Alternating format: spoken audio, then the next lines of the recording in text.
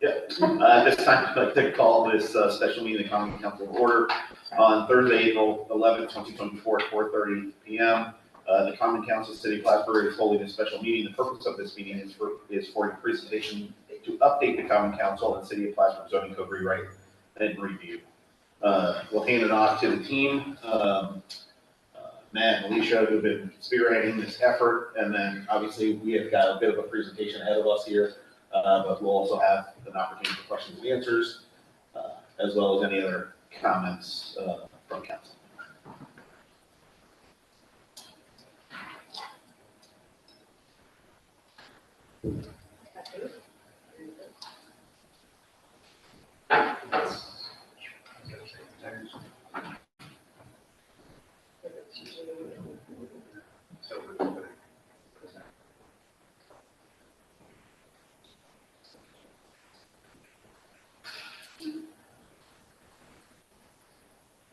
Alicia, is there any part of this presentation that's going to correspond to that link that you sent us in the email?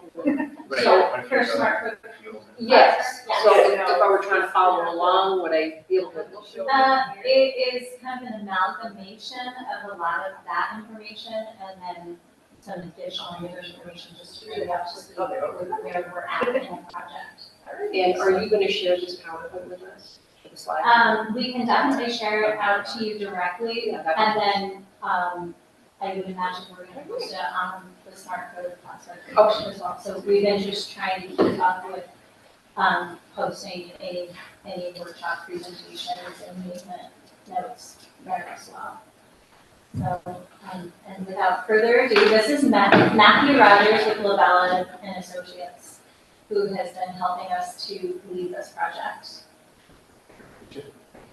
Council, thanks for taking the time to meet with us tonight and get an update. So we have about a 30-minute or so presentation. I'll try to keep it brief. I know many of you have come to our past workshops and have tabs.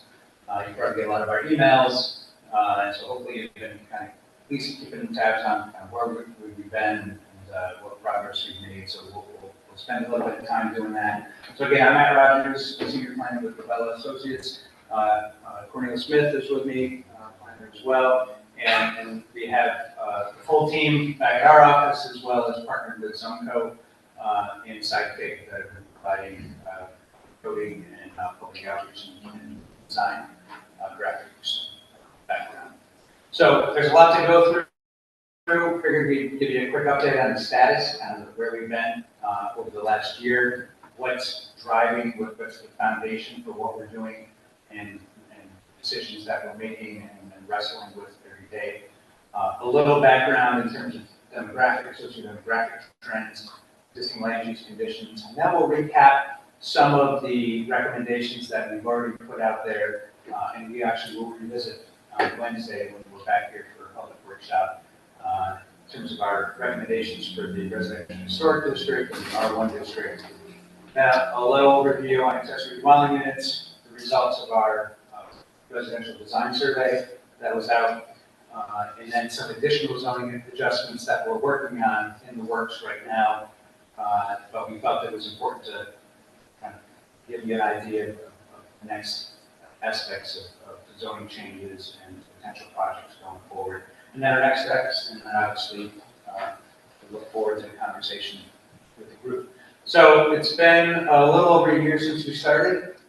We had our kickoff meeting that was snowed out last March, and followed up with a second kickoff meeting in April, almost to the day, here to the day here.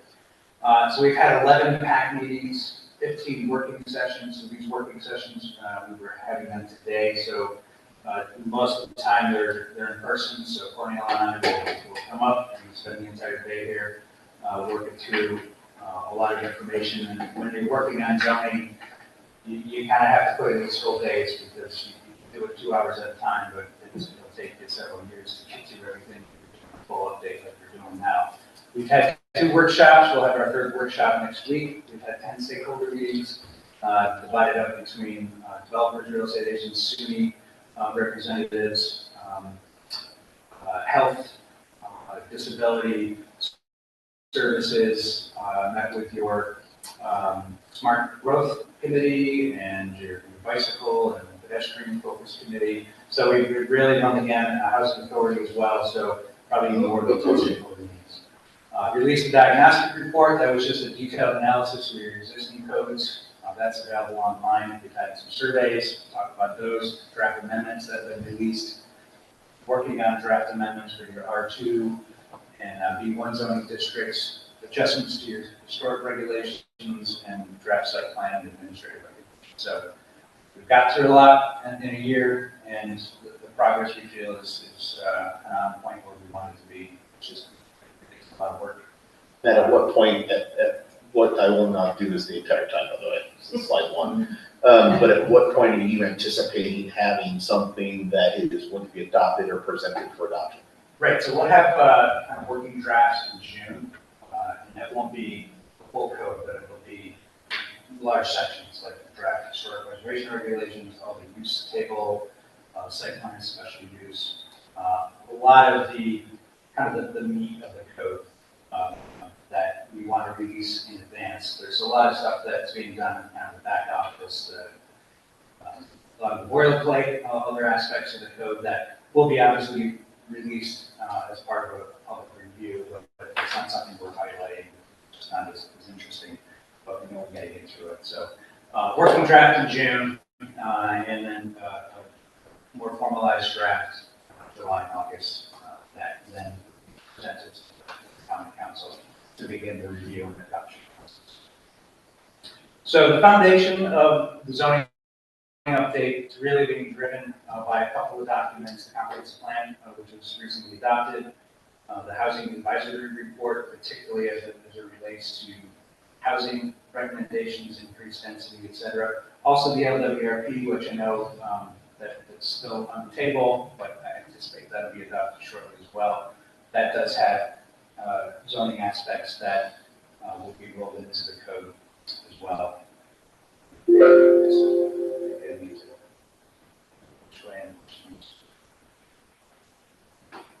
It's very touching. There's not another.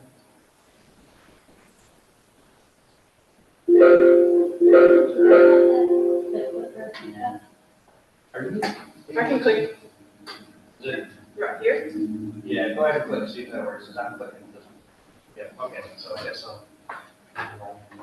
So, You can go on more.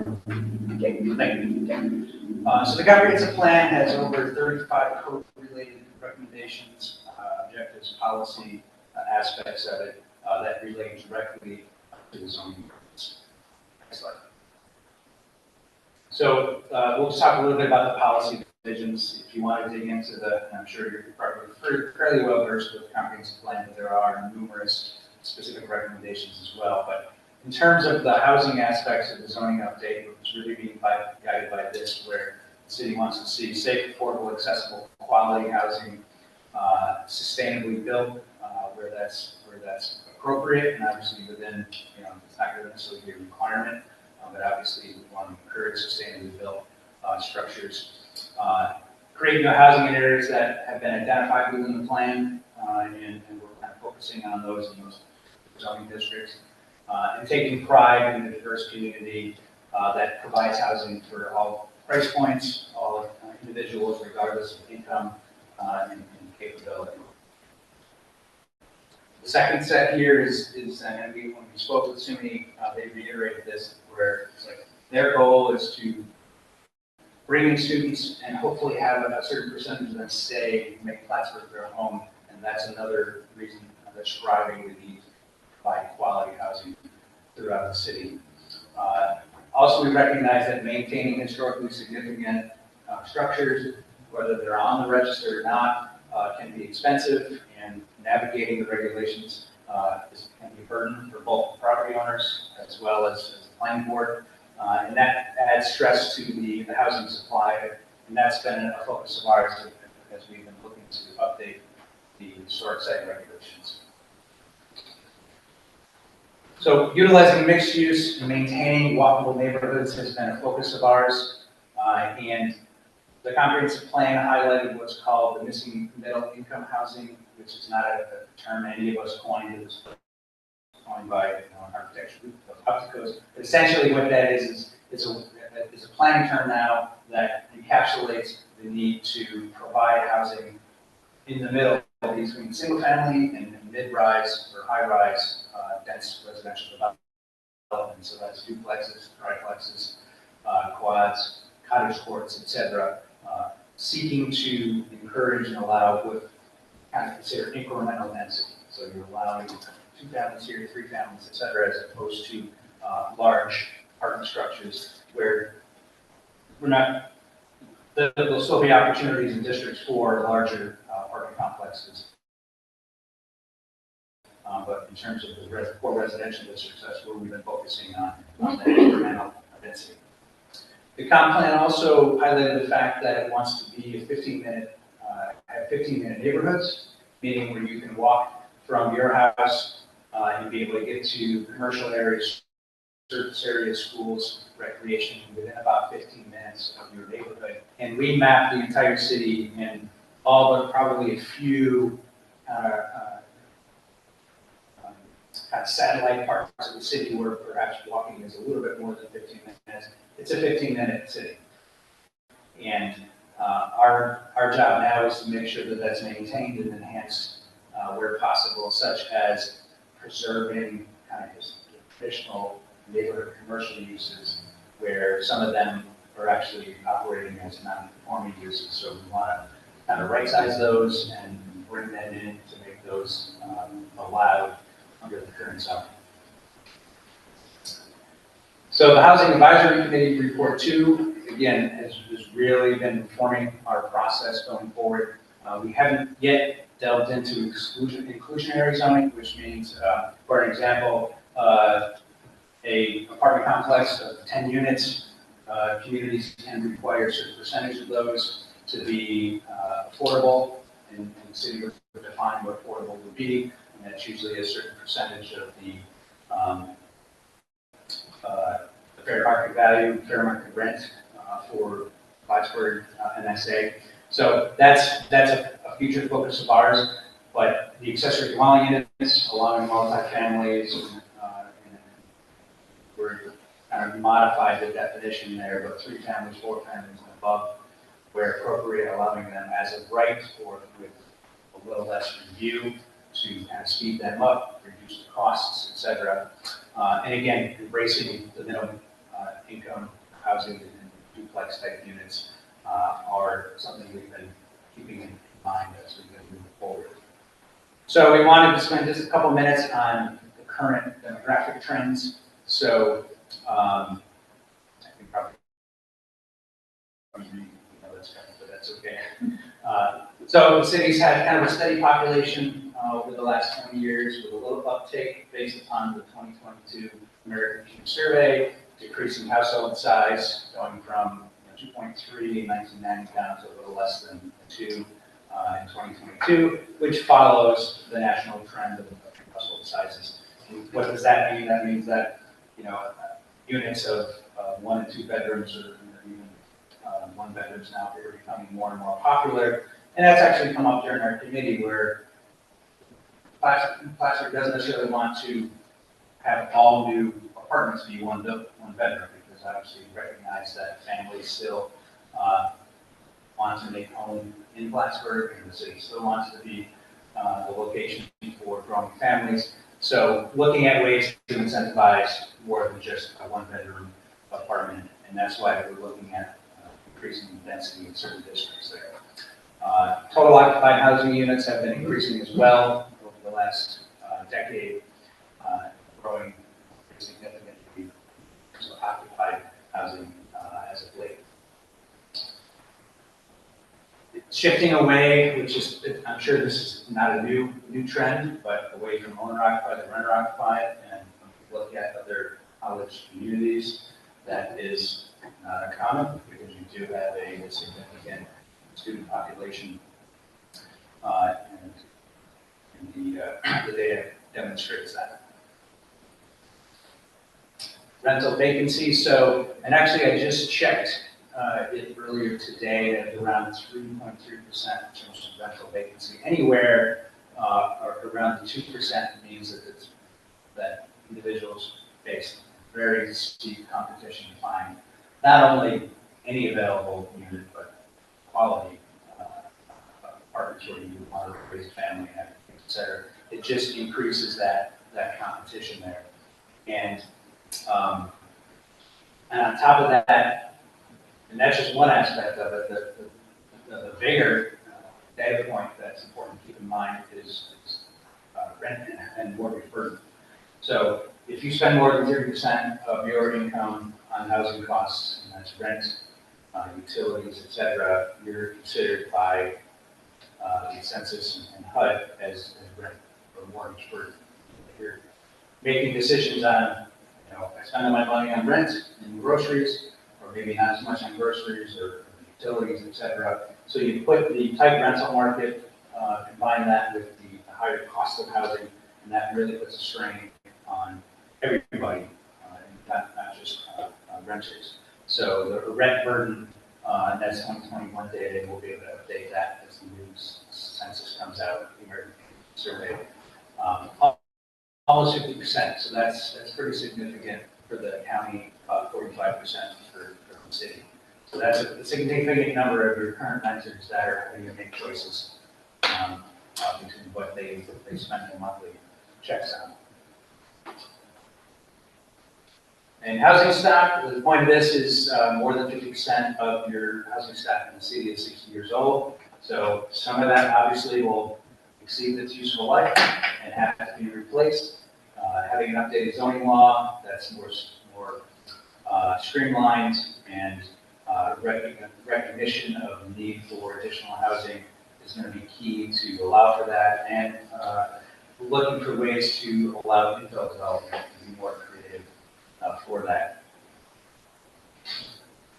So now we'll get into this is a recap of what we presented at our last public workshop, and that wasn't as well attended as the first one, and what we did is we ended up putting all this information out online through our called story maps, and because we still didn't quite get the feedback, we want to make sure that we recap this again next week and allow people again just to make sure that they're aware of what's going on. We want to get some feedback, positive or negative, that's why we're here.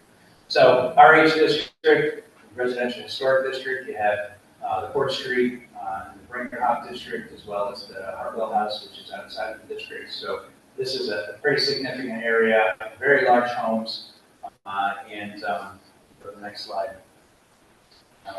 Wanted to show you the existing conditions here. So the salmon color are apartments. So we define them here as 4 units and above.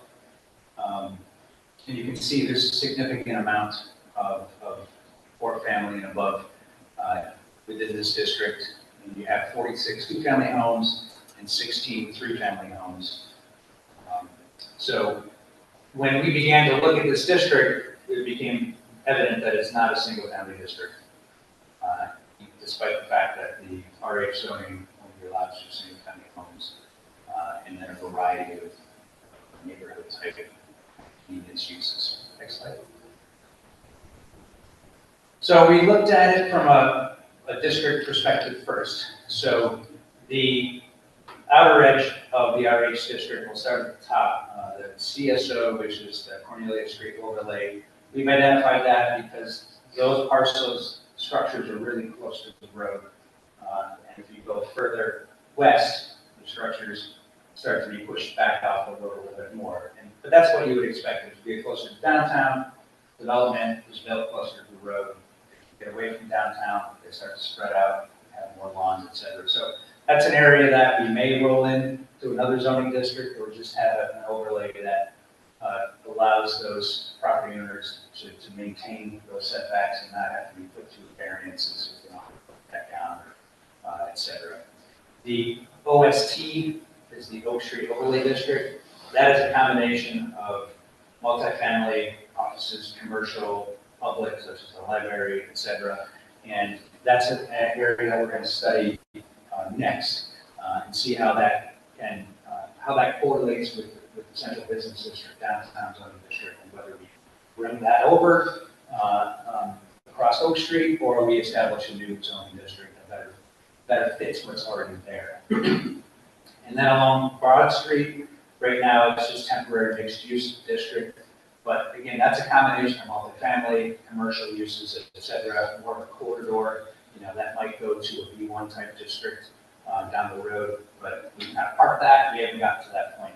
But in the interior, we felt that that should be maintained as the residential historic district. So the light green, the pea green is that area that's being proposed.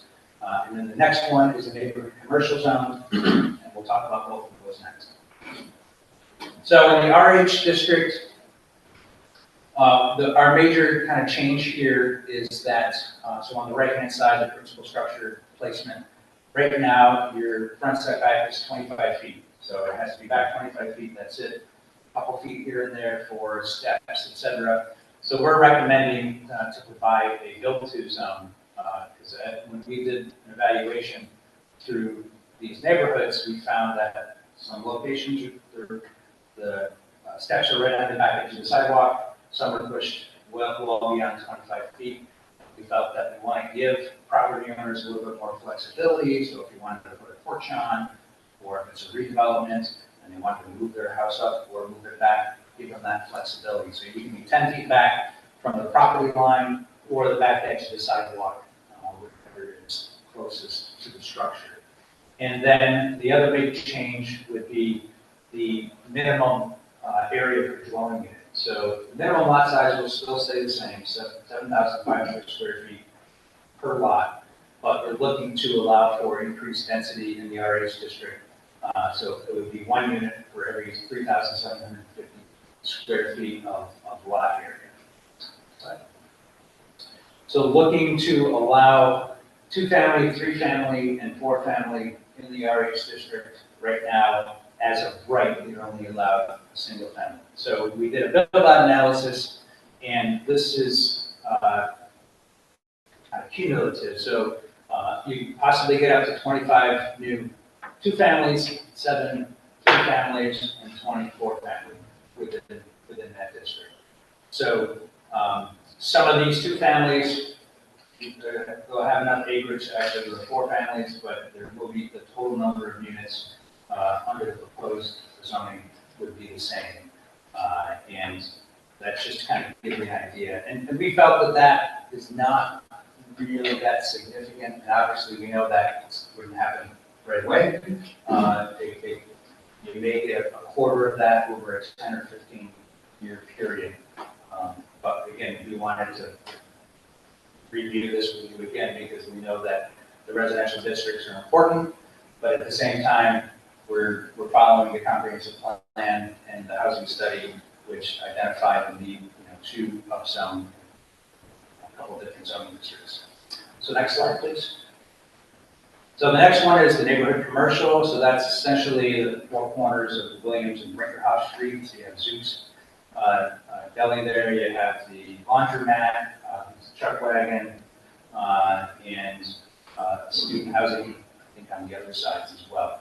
So we felt that it's important to rezone this area, make the commercial uses conforming. So right now, all those commercial uses are pre-existing, meaning they pre-exist the current zoning, and they're not conforming. They can continue to operate, but if they were to go vacant for a year or more, they theoretically could not be reestablished for current zoning. So it's part of the 15-minute neighborhood aspect, but also part of maintaining mixed-use districts and walkability for neighborhoods. We felt it was important to memorialize these uses and create a neighborhood commercial use, which would allow for neighborhood-focused, small-scale commercial uses. Next slide. And then similar to the RH district, on the graphic on the right, will allow up to 0 foot. So if you look at the current development pattern there, the buildings or steps are right at the back edge of the sidewalk. And those are fairly small lots, not a lot of depth there, so we felt want to give them some flexibility. You can be right up to the back edge of the sidewalk, back 10 feet, but we want to maintain and allow for as much development and use of those spaces as possible, which is consistent with what's there now, so that's not really a change. But without changing the zoning, again, if something happens to any of these structures, they have to build them according to the current zoning, which is a 25-foot setback, and you lose a lot of buildable land through that. Next slide. So again, as I mentioned before, after our second public workshop, we thought we wanted to provide an opportunity for the public to review this information. So we created what are called story maps, and links to those are on the MyCity website under the smart code page of that. So there's links there, and we worked with the city to put out numerous Facebook, social media posts, Facebook, Instagram, all the various platforms to keep reminding people what's going on, here's the links, etc. And we actually embedded surveys into these as well. And so we only got 6 responses, and this is still live, this is still out there, and I hope after tonight and next Wednesday, people will kind of take a look at this again and give us their feedback, whether it's positive or negative. So obviously there was some apprehension about increased density and commercial uses in the districts, and there was some requests for more details, without asking specifically what we're looking for. But again, that just relates to us the need to continue to make sure this information is available and cover it again at future meetings. So moving on to the R1 zoning district. So there's 4 primary areas that are zoned R1. We call it one north of Cornelia, south of Cornelia, Cumberland Avenue, and then the Waterhouse Street. So this is the existing land use breakdown. You got a little over 1,400 single-family homes, 6 with accessory apartments, 64-2, 9-3, 14 apartments, which are 3 and above, and 7 multiple residences, means there's more than one dwelling principal building on the lot. So a little over 1,500 total units in this area, total dwellings rather. Next slide. So here, we're not going to change the setback. It's at 25 feet, and then for discussions with the committee, it was very clear that ZBA has spent a lot of time to make sure that there's not a system built to line 25 feet in the R1 district. No reason for us to tinker with that. We want to preserve the existing characters there. The minimum lot size is not going to change. The area per dwelling unit will not change. What is proposed to change is allow 2-family dwellings in the R1 district. Right now, you only get single-family dwellings, and accessory dwelling units would also be allowed in every district where single and 2 families are allowed. So next slide, and we'll show the build out. So it says NA for single family. That doesn't mean that you're not allowed to build more single family. Just to calculate that build out. But under the current proposed zoning, you can get 339 possible 2-family dwellings spread out amongst these 4 different R1 districts. You have 58 existing dwellings. Next slide. So the feedback on this, again, very limited. We got 4 responses, 2 in favor, 2 not in favor. But one of them recognized the need to kind of evaluate the buffer areas between the R1 and the R2, because we'll get into that shortly, but there's a lot of uses within the R1 district that would lend themselves to being within the R2. And we've started to kind of move down that road and make some proposed district boundary changes. There was also a request to limit the home occupations that would have on-site customers, and we're working through definitions of home occupation and the supplemental regulations associated with that. That's another aspect in the comp plan to ensure that people can still have home occupations, but we also recognize that the home occupation in one zoning district is not going to be compatible with somebody outside, home life, banging on stuff, and just disturbing the neighborhood. So we take that pretty seriously, and process right now. Next slide. So a couple slides on accessory dwelling units. So the proposed definition would be any dwelling unit that's attached, detached, or within a single or two-family or an accessory structure. It provides a completely independent living space, eating, sleeping, cooking, etc., on the same lot. So it has to be on, can't be, it's on a lot all by itself, it wouldn't be accessory, it needs to be on a lot with the existing dwelling. And then there will be supplemental regulations that go along with that. Your existing definition limits it to 2 bedrooms, requires a special use permit, and needs to be owner occupied, as in the dwelling, the principal dwelling needs to be owner occupied. And that's not uncommon for older regulations. Communities are looking to move away from that because, and actually your code now requires a deed restriction be put in place.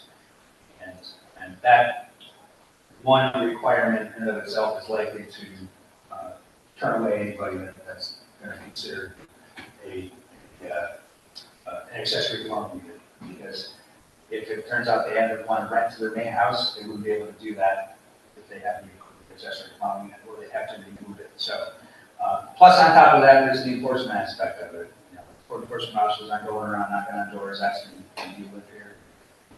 From an enforcement perspective, it makes absolutely no sense. So we've had some suggestions on how to improve that process. So next slide, please. So this is just a graphic of different types of accessory dwelling units over a garage attached on its own, attached to the structure in the basement or a converted basement garage, etc. So we're not looking to limit what type of accessory dwelling unit is being proposed. But we are going to take into consideration, obviously, the potential implications and impacts on the neighboring properties.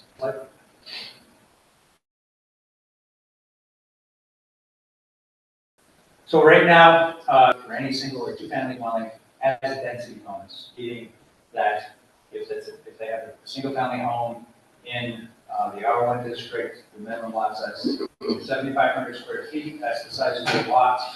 They would like an accessory dwelling unit through this process. It's a density bonus. We'll give you that additional unit if you comply with the requirements in the code. Occupancy, it may be rented out, but not sold separately from the primary residence. Obviously, they're not going to pay that off. Shall not be rented less than 30 days. This is again what we're being proposed, which means that they could not be utilized as a typical short-term rental.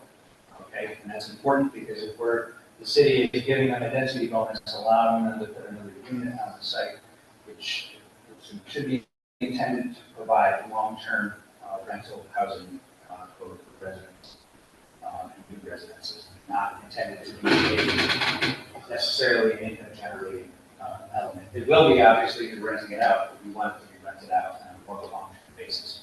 And then neither unit would have to be owner-occupied. Next slide. I'm sorry, could you say that again, that last part again? Neither unit would have to be owner-occupied. So 1 ADU per lot, you only get one of them, no larger than 800 square feet, and that's big enough for a small 2-bedroom, large 1-bedroom. It still would have to be subordinate accessory to the principal structure. So right now we have 75% of the primary dwelling, or 800 square feet, whichever is less.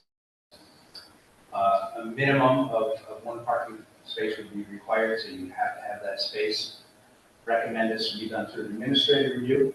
We would have to go to the planning board for a full site plan, and certainly would not require a special use permit. Because at the end of the day, it really comes down to, is there room for this to fit on the site? Okay, and that can be done from an administrative perspective. And looking at it, can you meet the setbacks? Can you get an extra parking space? Are you meeting dimensional requirements? That's not something that really you need to come up on the planning board's agenda with. And the design shall be consistent with the principal structure. So materials, colors, some general architectural details, etc. The idea here is that it doesn't look out of character with the principal structure that's on the site. All right, moving on.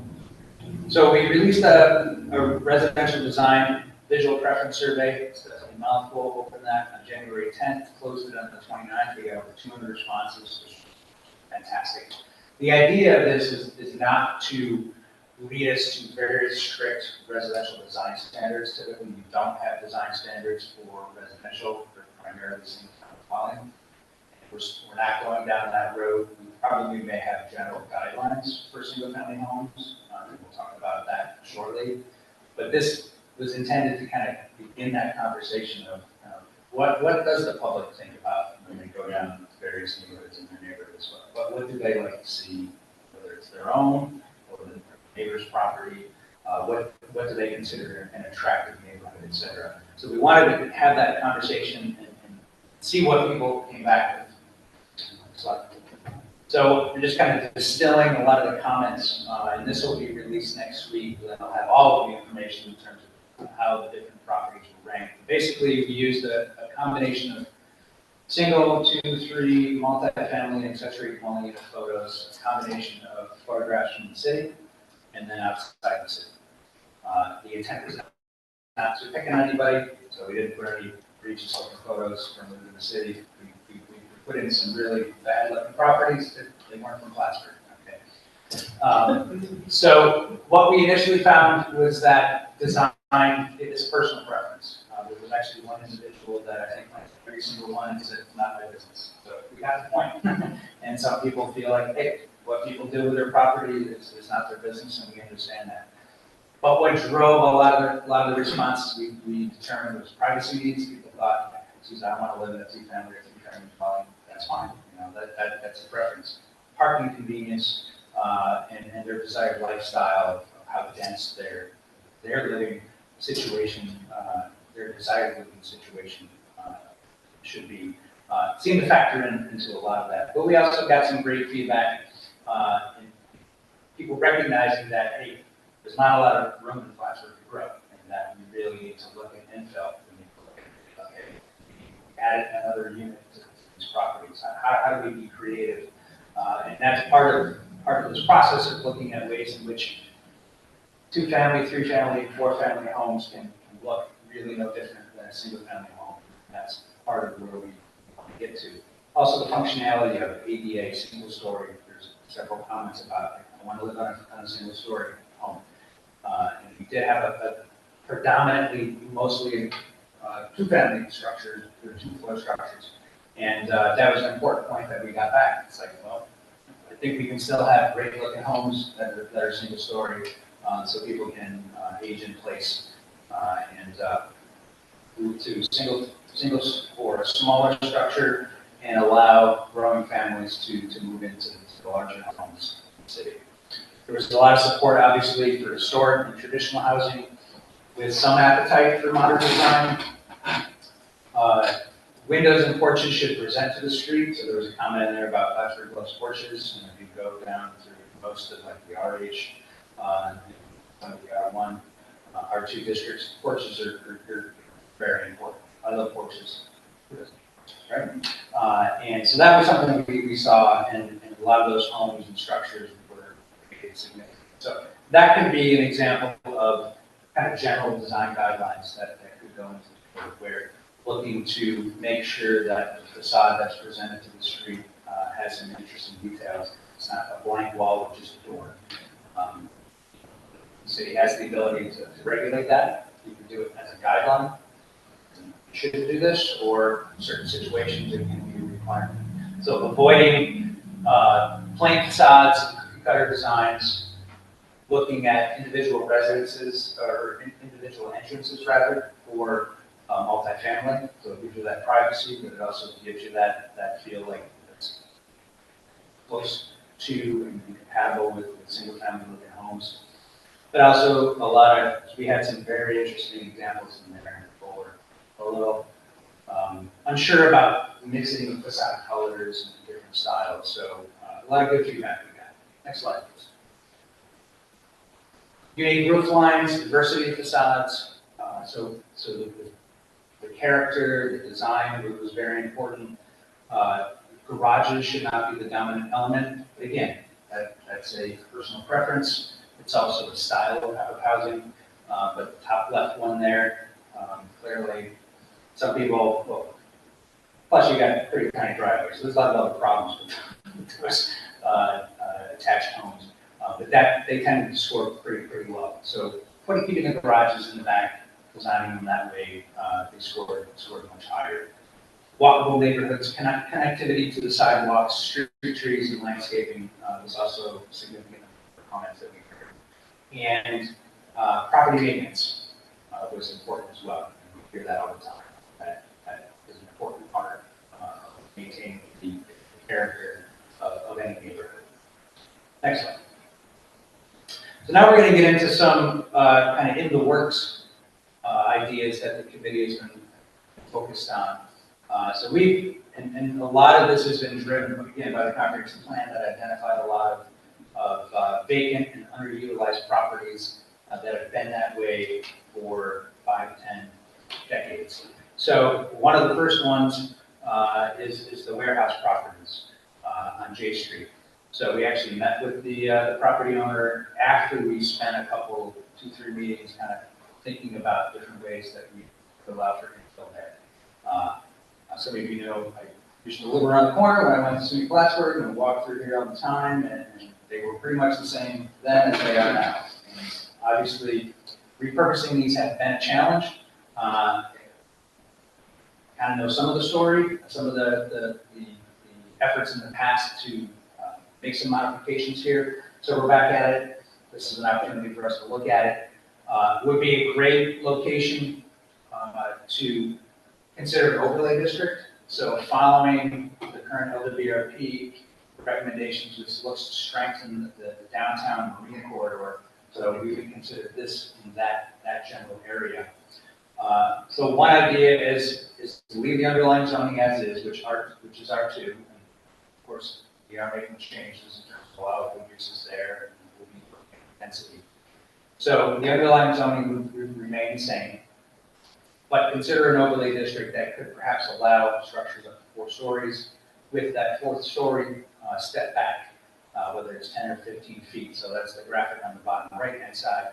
And the purpose of that is that gives the property owner the ability to kind of maximize development there, but stepping that 4th story back protects the streetscape a little bit more. It's a little less imposing than a full 4 stories straight up to the roof there. So that's a unique technique that has been used for decades now to maximize that space, provide some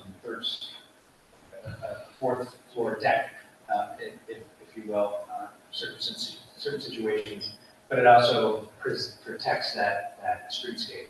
So mix of residential, commercial, office, and one of the aspects too for allowing development like that, one would be through a special use permit, but you have to connect with the bike path that's right there, and that could actually be tended right along back, and you connect the sidewalk.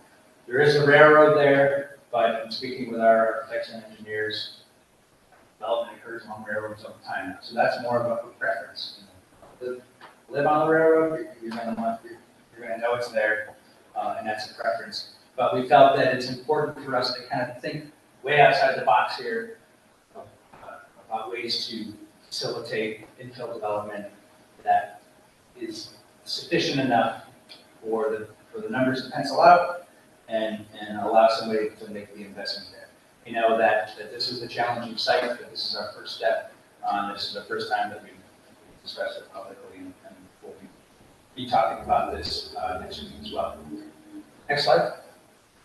So continuing on, looking at ways to maximize infill development, maybe introduce residential where residential may not have been allowed in the past. So the top right-hand corner, that's Skyway Plaza. And we've just been kind of noodling around with ways in which that property could be infilled. This, again, is another site identified in the comprehensive plan that's underutilized.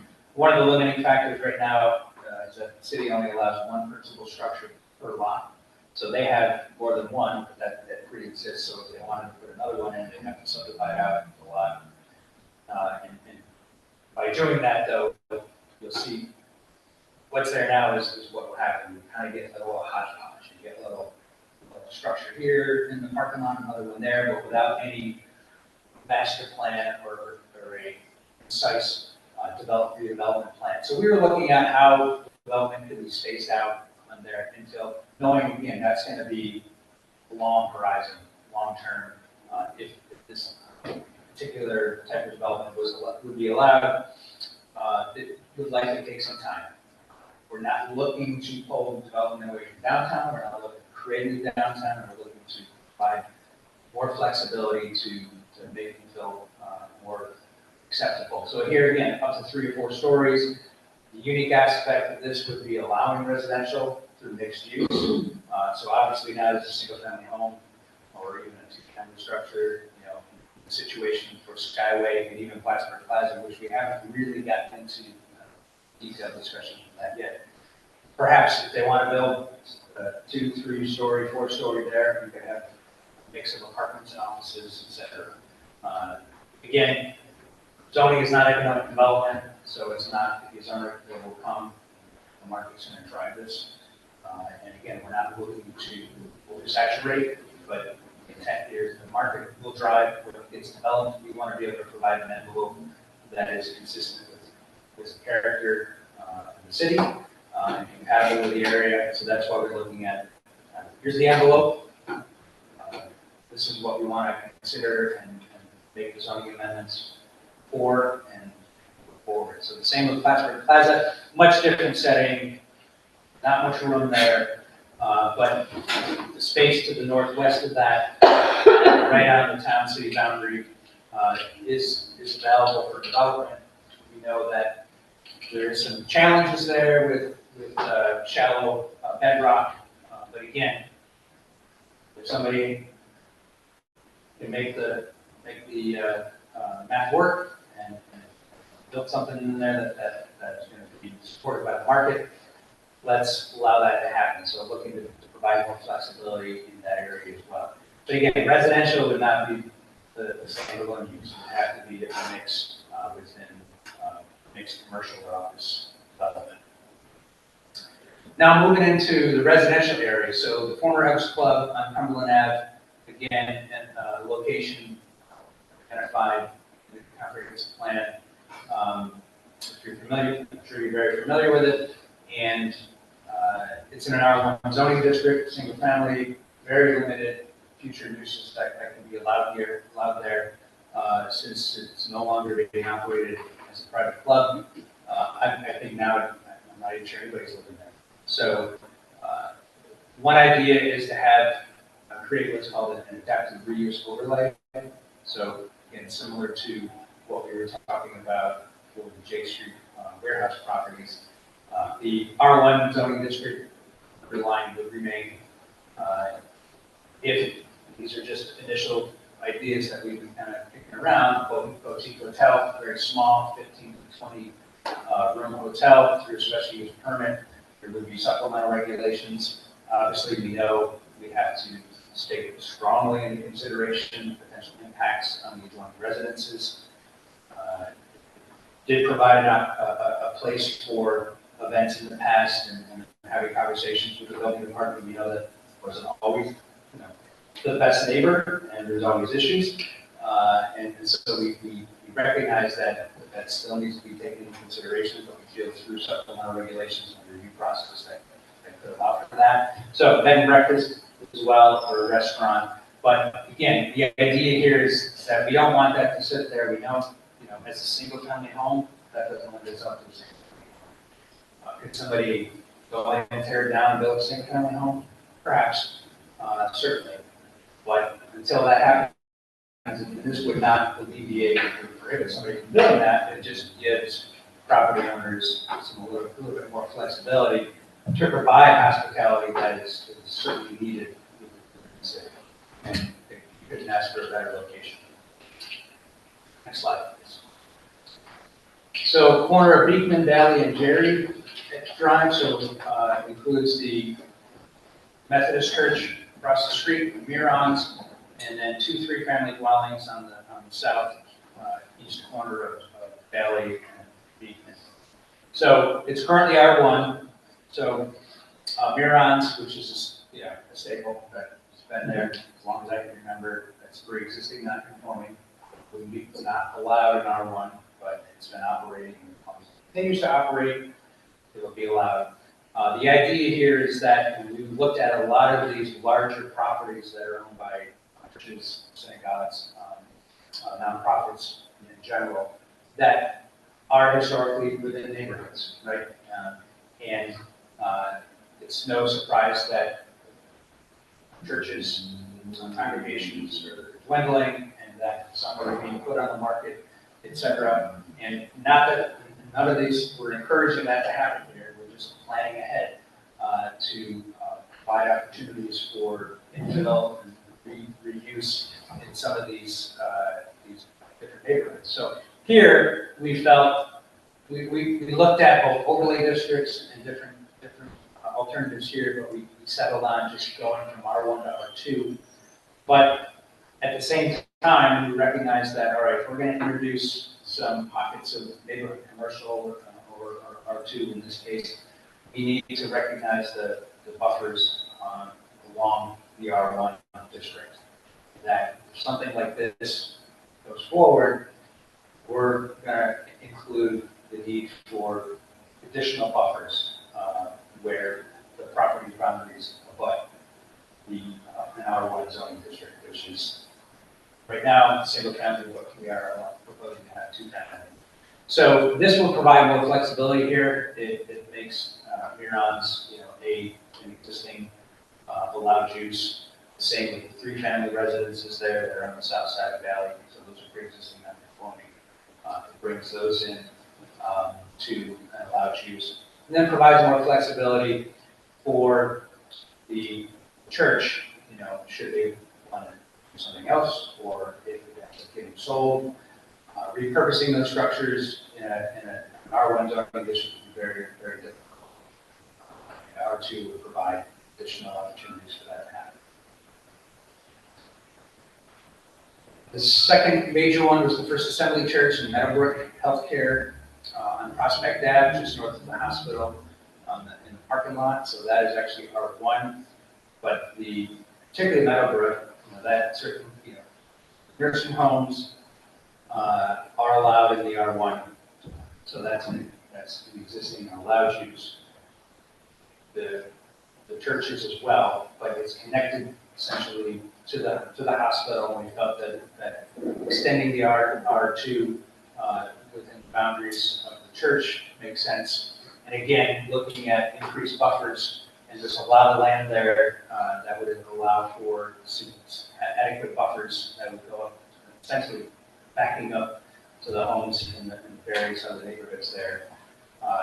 Looking at medical offices, retirement community, townhomes, multifamily, and then depending upon what happens, encourage pedestrian and bicycle connectivity on the back edge of the property into the hospital, if that makes sense, depending upon what goes in. So again, another example of looking at the existing uses there, the existing zoning, and looking ahead of, okay, when this property is no longer going to be used as a church, and the same with the healthcare facility, what other opportunities are out there? Now's the time to look at that, as opposed to having to scramble 5-10 years down the road when we need to close and we need to make some modifications. Now's the time to have that discussion.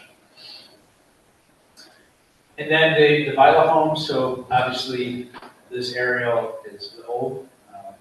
They're pretty close to being fairly complete with their expansion, so that lot has been significantly redeveloped. And so we're looking at, again, moving this from R1 to R2. It borders the hospital on 2 sides. The SUNY is across the street. So looking at going from R1 to R2, so that's a combination of single-family, 2-family offices and apartments there, along with the Vila homes. And we just felt that was a no-brainer to kind of wrap that in. So again, there are some single-family homes. Most of those are very large. I don't think they're on the register, the National Register, but they certainly lend themselves to other uses as well. So just another example of trying to kind of right size your current zone. The last one here, the Tom Miller parcels, the very north west corner of the city, currently R1, and it seemed like a no-brainer to go R2. It's a combination of some single-family, two-family, United Way, and TV studio there. R2 provides additional opportunities, makes them conforming, and it's contiguous to a combination of districts in the town, which allows for residential, including multifamily, commercial, there's also agriculture, et cetera. So we thought that this is a very contained area. We want to be able to provide as much flexibility going forward, and the implications on a larger neighborhood that don't exist there. They're very much kind of in their own little section of the city. Next slide. This might be the last. So Mossbrook Roots Forest on Boynton Avenue. This is within R1. It's a commercial use. It's been there for quite some time. We thought that it makes sense to bring this into the R2 zoning district, make it conforming. And again, the setbacks would apply, although this lot is very narrow. Likely that would be the size of the building that they would get there under the R2 zoning district. Try to maintain some buffers between the neighboring properties. Next slide. All right, so we've been working on the procedural components of the law, so site plan, special use, et cetera. So site plan review, we're working on a two-tiered system now. So as opposed to all site plans going to the planning board, we're looking at establishing an administrative review process that would be a combination between Alicia and Sharice and the building department that would be reviewing certain projects. And we're still working through the use table, and we'll have some of that available next week to present as well. So projects that really only kind of focus on will this use fit on the site, and there may be the potential for some immediate adjoining property impacts. That's something that the city right now feels they can do from an administrative perspective. It doesn't need to go to full time.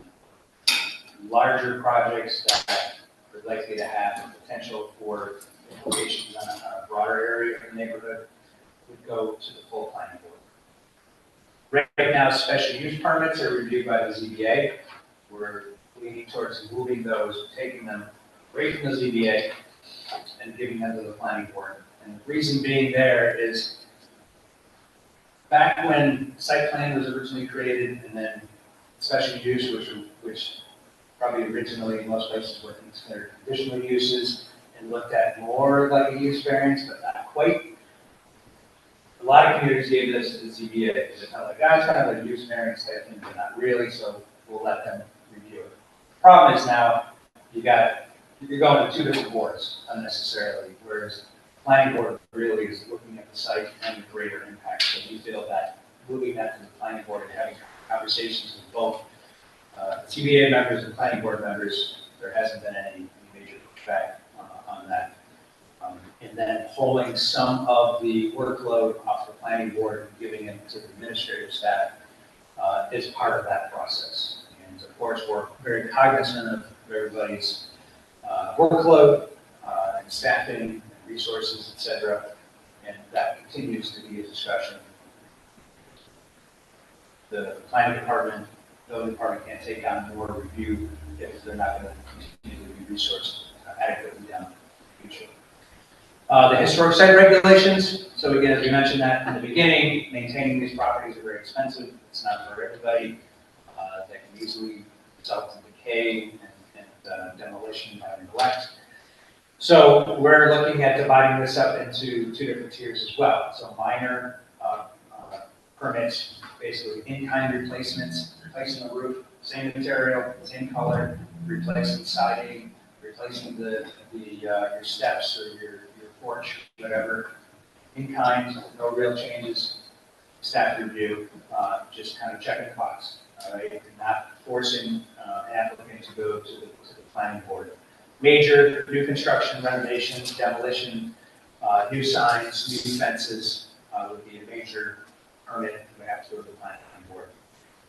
So we're working on the economic hardship relief process. So applicants that for an economic reason feel that they cannot comply with the requirements of the planning board, there's a formal process. Right now there is like informal process, but there's really no guidance that the planning board or the applicants have.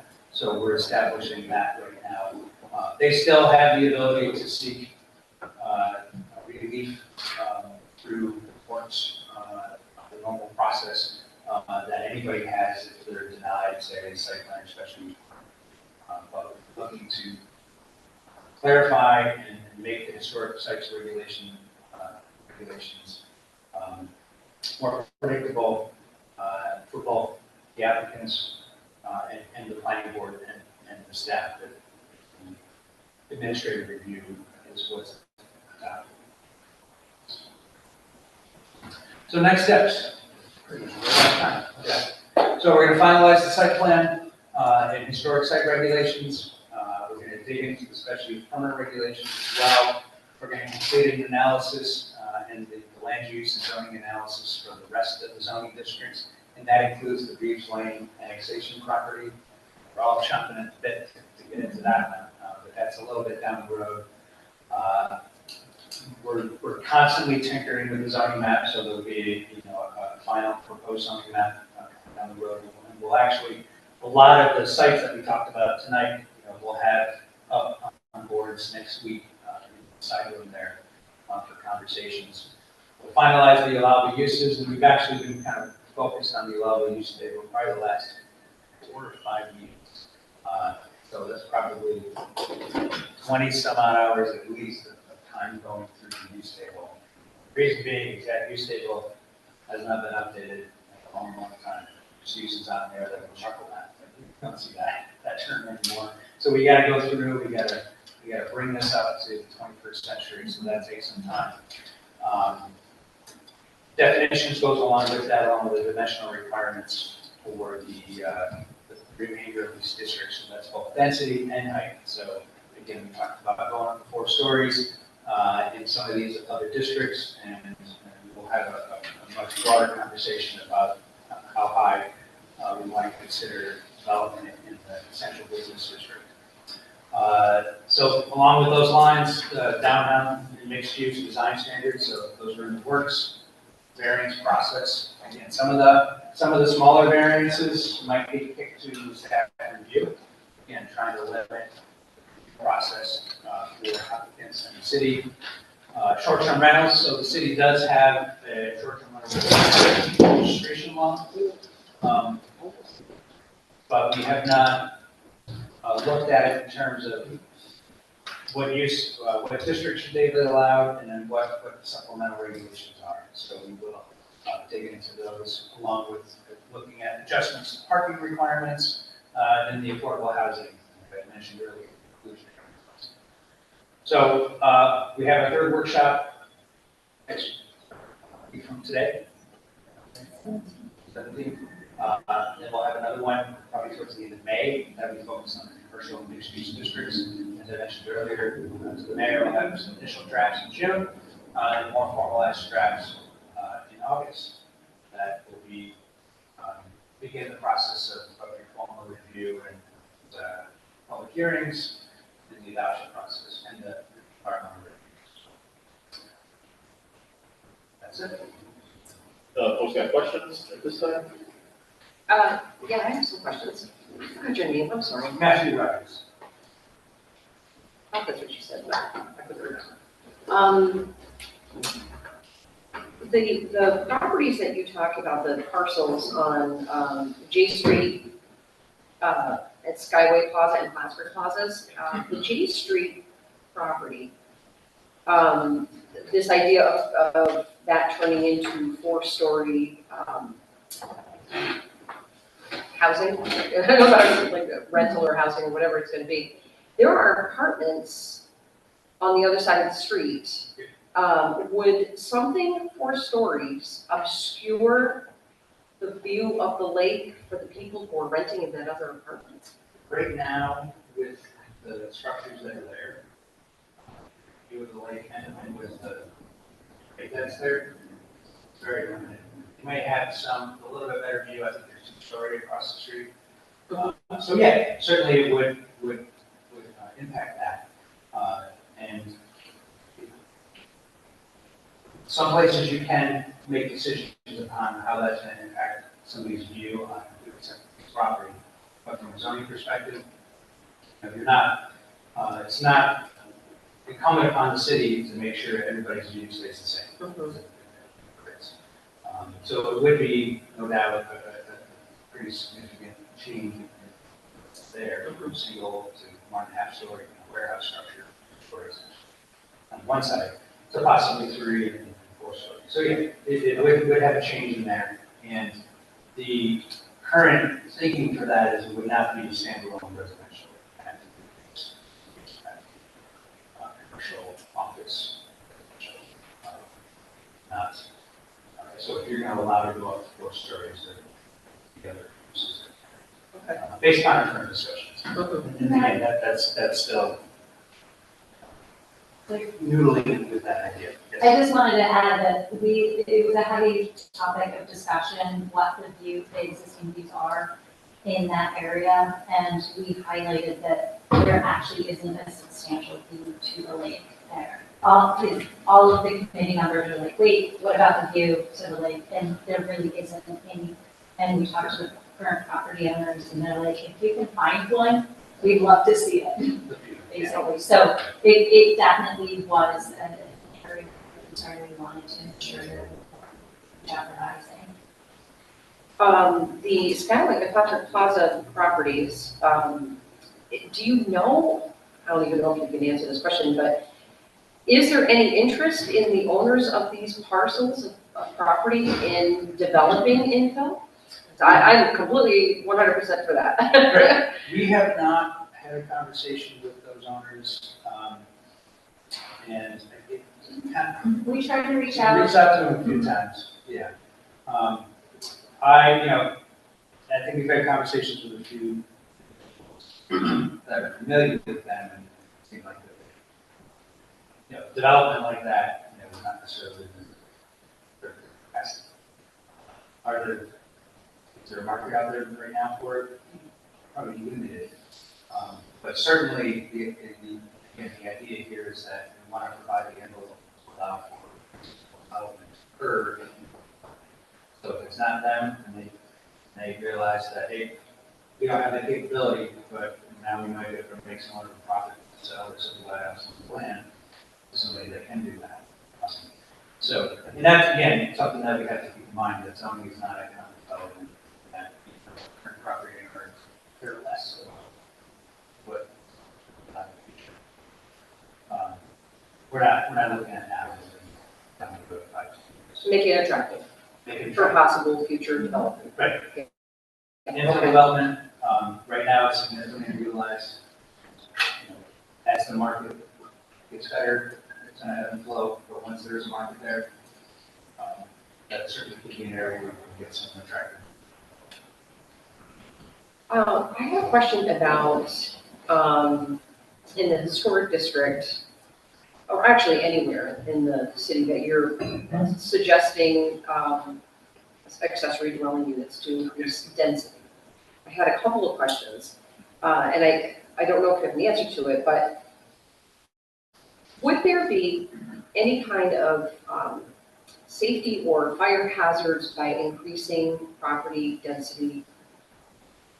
Do you know an answer to that? Well, everything would still have to be done. So, accessory dwelling units, so they have to contain ceiling heights, windows, certain sizes, separation. So if it's a standalone structure and it's going to be built within a certain number of feet of an existing structure, they have to meet certain fire ratings. So all of that And sometimes it's a fine line between zoning and the building code. So pretty much 90% of our meetings, we have representation, which is tremendous. A lot of zoning codes where you don't see a building, makes it very difficult to make these big decisions. So, yeah, anytime you increase the density, there is concern of health and safety, but that has to be handled from the building department perspective. So the staff would review and say, all right, yep, you meet all the setbacks, you got enough room for parking, you can side, front, rear setbacks, you're separated from the other structure.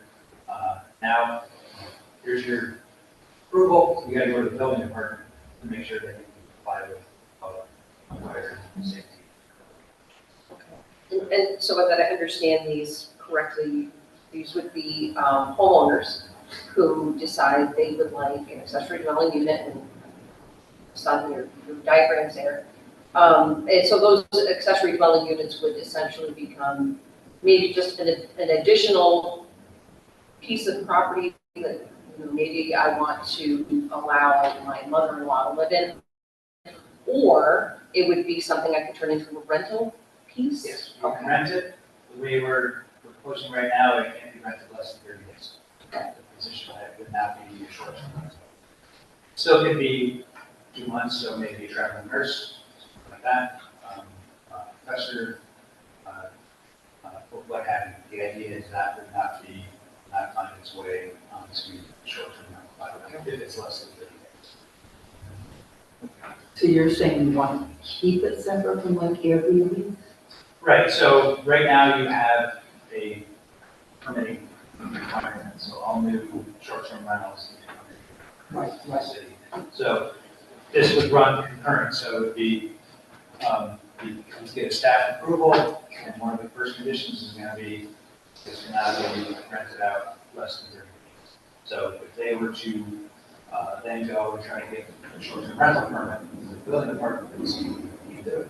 Well, if that's somebody from doing that, on their own, very difficult, just like so many other enforcement aspects, but we have to at least put in some of the basic guardrails. Ultimately, there's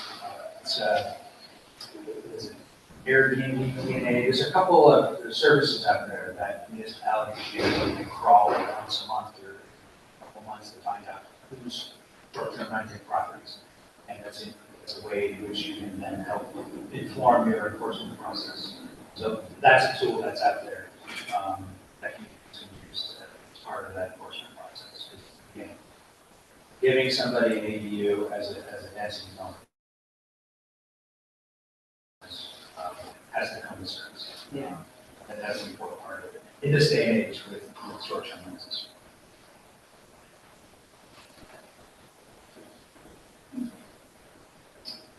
I can use harder questions too. Next week, we have the public meeting on the 17th, correct? And then obviously this information and any progress that this group is making is being shared on the social, or the community engagement platform.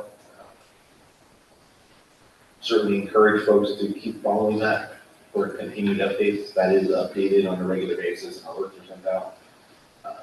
So hopefully, as we get to the process, as we get through this process into the June, July, August timeline, it's more of an update or a reminder about what the progress has been for the update to the zoning code, as well as there are some folks on this board that are also assigned to the advisory committee, correct?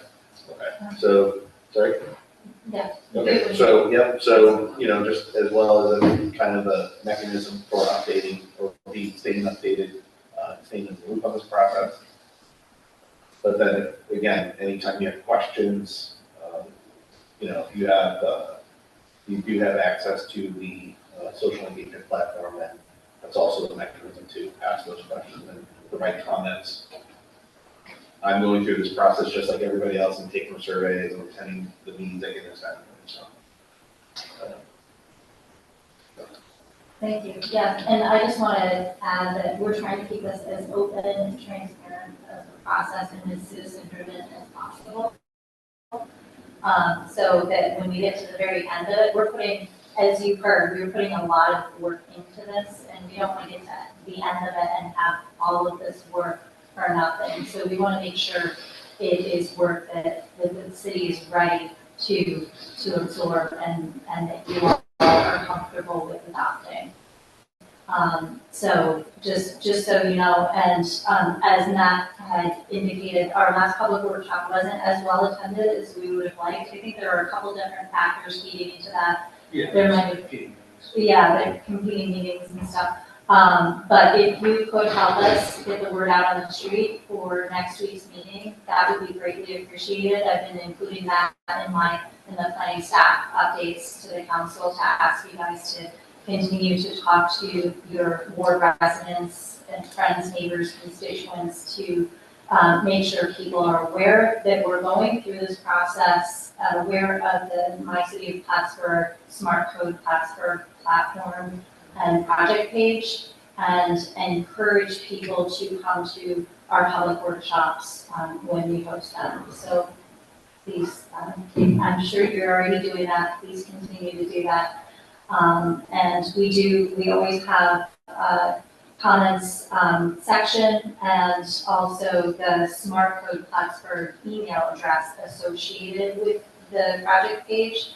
So that is dedicated specific to this project. Matt is always on it. We get CC'd on the comments that come in and try to get responses out as timely as possible.